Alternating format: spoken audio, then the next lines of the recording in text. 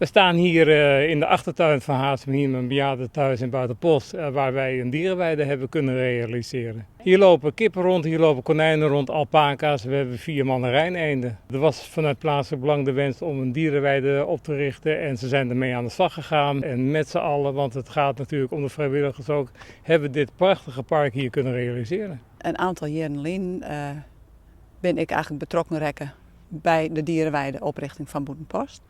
En dat kwam eigenlijk doordat ik met een vriendin ran.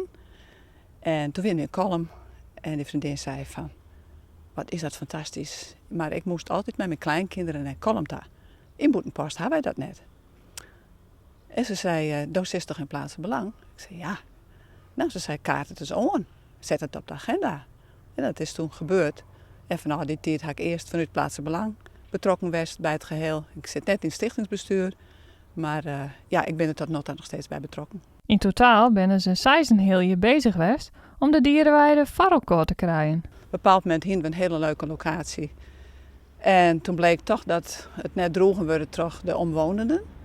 En toen moesten we opnieuw naar een andere locatie. Maar toen kwam het aanbod van Hazemerhiem.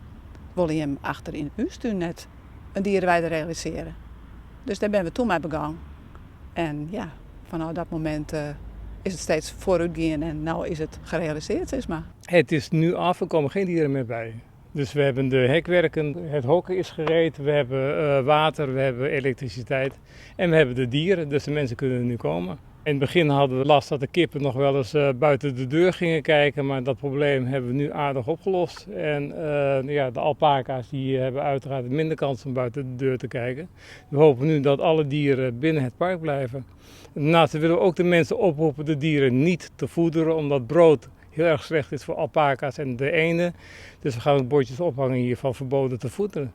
Omdat we graag de gezondheid van de dieren willen waarborgen. Mensen die er langskomen, die ontmoet ik hier ook. Dan denk ik, ja, dit is wij het verdoggen. Mensen die elkaar ontmoeten. Jong en oud. En aandacht voor de dieren. Dus wij zijn tevreden.